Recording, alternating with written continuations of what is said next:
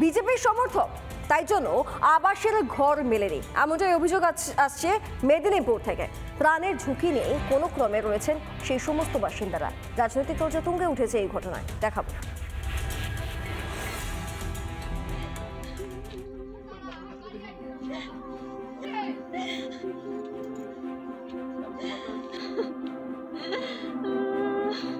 যে আবাস যোজনার বাড়ি পাওয়ার যোগ্য তার নাম কেটে দেওয়া হয়েছে, তার অপরাধ সে বিজেপি করে। সরকার বলে, পঞ্চায়েত বলে তুমি বিজেপিকে ভোট দাও বলে পাওনি।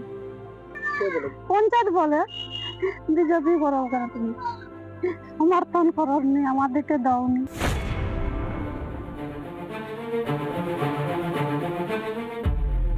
বিজেপির সমর্থক হলে মিলবে না সরকারি সুবিধে, তাই আবাস যোজনার ঘর পাননি পূর্ব মেদিনীপুরের কর পরিবার। ভগবানপুরের বনলাউড়ির এই ভাঙা ঘরে কোনো রকমে দিন কাটে প্রাণের ঝুঁকি নিয়ে। সব কবে পড়ে আছে, বন জঙ্গলে পড়ে আছে, জ্বর পাতা হলে আর করে কুটি ধরে খালি করি ভগবান আমাকে কৌ নাই জ্বর কবি বাবরে, এরকম করে পড়ে থাকি।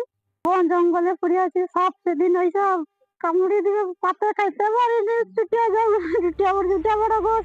সামনে শীত আসছে, এই সময় সাপ হয়তো আসবে না, কিন্তু ঠান্ডার কাঁপুনিও ছাড়বে না। এটা বাড়ি নয়, যেন সাপের আতুর ঘর। এক জায়গার মধ্যেই তাদের খাওয়া দাওয়া শোয়া ঘুমানো সব করতে হয়। তারা বারংবার আবাস যোজনার জন্য আবেদন করেছেন, তা সত্ত্বেও তারা কোনো সাড়া পায়নি।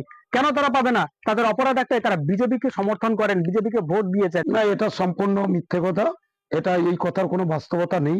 তো সেই বিজেপি বলে, টিএমসি বলে, সিপিএম বলে যে কেটে দেবো, বাদ দিয়ে দেবো, এরকম কোনো ব্যাপার নেই। ওই টিয়াকরের নাম অনেকবার আমাদের আবাস যোজনা লিস্টে এসেছিল, নামটা বারংবার কেটে দিয়েছে এখানকার পঞ্চায়েত মেম্বার নিজেই বলেছে ওনাকে, তোমরা বিজেপির সমর্থক, ওই জন্য তোমাদের আবাস যোজনা আমরা নাম দেবো না, তোমরা আমাদের এতে চলে আসো, তবেই তোমরা আবাস যোজনা পাবে। তৃণমূলে চামচা আমরা ছোট থেকে একদম বড় অব্দি 50 কিলো ওজন, তারা শুধু কাঠমান্ডির ভক্ত ডাকে।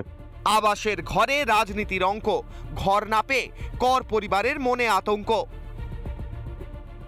কবে পাবে তারা আবাস যোজনার বাড়ি? আদৌ কি পাবে বর্তমান রাজ্য সরকারের আমলে? প্রশ্ন উঠছে। পূর্ব মেদিনীপুর থেকে অরুণাভ মান্না, রিপাবলিক বাংলা।